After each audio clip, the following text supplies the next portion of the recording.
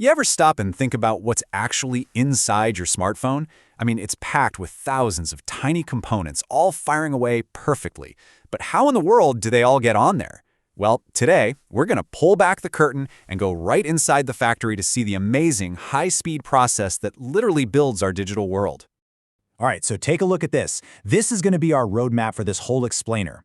What you're seeing is a full-blown SMT assembly line. That stands for Surface Mount Technology. We're going to follow a totally blank circuit board from the very beginning all the way down the line and watch it transform from, a simple piece of plastic into a functioning electronic brain.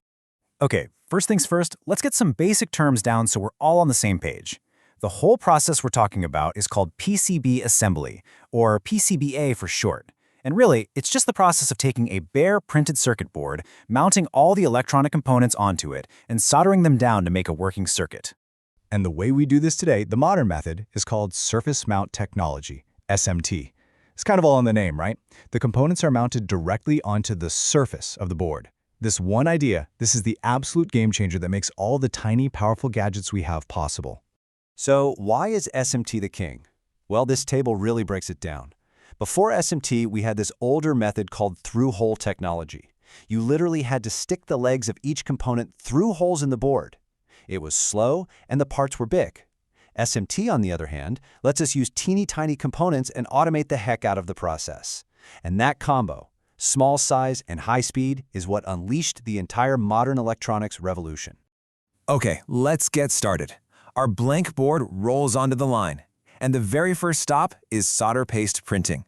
The best way to think about this, it's almost exactly like screen printing a t-shirt.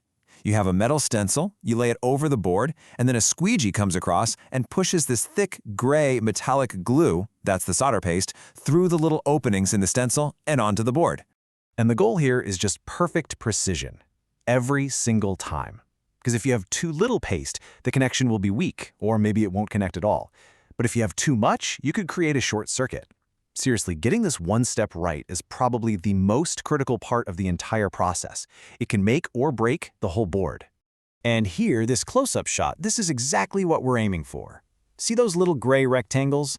Each one is a perfect little blob of solder paste sitting right on a copper pad, just waiting for its component to arrive. And believe me, the scale we're talking about here is, well, it's microscopic. Now, because that paste printing is so important, we don't just guess and move on. Nope, the board immediately goes to a machine for solder paste inspection, or SPI. This machine uses 3D lasers to scan every single one of those paste deposits. It checks the volume, the height, the alignment, everything. Because trust me, finding a problem now is easy and cheap. Finding it later on, that gets really, really expensive. Okay, the solder paste gets the green light. Now, the board heads into what is truly the heart of the entire SMT line, the pick-and-place machine. This is where the action really picks up. It's just a blur of high-speed robotic magic. Engineers sometimes call this the robot ballet, and you can see why. You've got this robotic head just flying back and forth at incredible speeds. It uses tiny vacuum nozzles to suck up components from these reels, and some of these parts are smaller than a grain of sand, and then it just perfectly places them right onto the sticky solder paste. We're talking tens of thousands of components every single hour. It's amazing to watch. So right now we have a board with all its components sitting on top, but remember, they're just kind of resting there, held in place by that sticky paste. They're not actually connected yet. To make those connections permanent and electrical, the board has to go through what I like to call its trial by fire, a long trip through the Reflow oven. And this isn't just about cranking up the heat. Oh no, the board follows a super precise temperature recipe, something we call a reflow profile. As it travels through the oven, it passes through different zones. First, a preheat zone to bring the temperature up nice and slow. Then, a soak zone to get the chemicals in the paste, called flux, all activated. Then, bam, the reflow zone where the solder melts in a flash and creates the joint. And finally, a carefully controlled cool down to make sure that joint is super strong and reliable. All right, the board comes out of the oven. It's covered in shiny new solder joints. Everything looks great. It's done, right? We can ship it? Well, not so fast. Just because all the parts are on there doesn't mean it's a perfect board. Now we get to the really critical part, inspection. And this is exactly why we have to inspect. Take a look. On the left, that's what a perfect solder joint looks like. But on the right, that's a classic defect we call tombstoning. You can see the little component is standing up on one end, like a tombstone. This happens when the solder on one side melts faster than the other, and surface tension just yanks that end right up. And just like that, you have a completely dead connection. So how do we catch stuff like that? Our first line of defense is a machine called an AOI, or Automated Optical Inspection. Basically, it's a big, fancy scanner with high-resolution cameras that just zips across the surface of the board, looking for anything that doesn't look right. And here it is, doing its thing.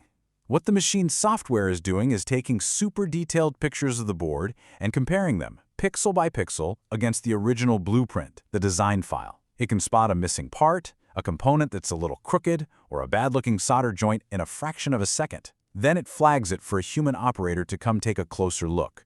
But here's the catch with AOI. It can only see what's on the surface.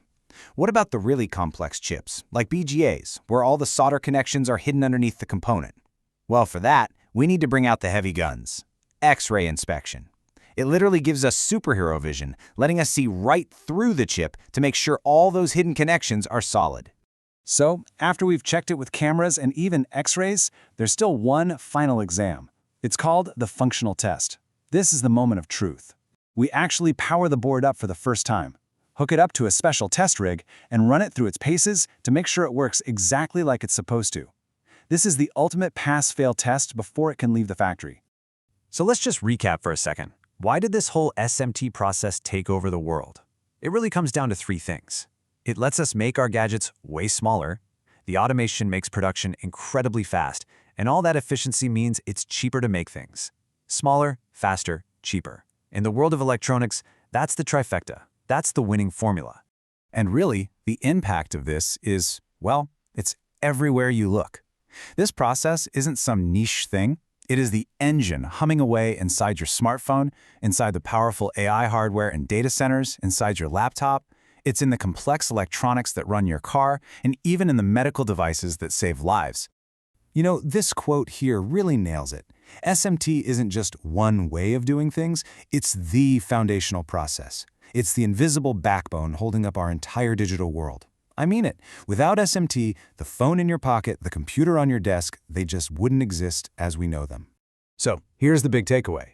Our constant demand for smaller, faster, more powerful electronics, all of it was made possible by the process we just walked through. This system literally built the world we live in today. And that, of course, leads to one final, really interesting question. What's the process that's going to build the world of tomorrow?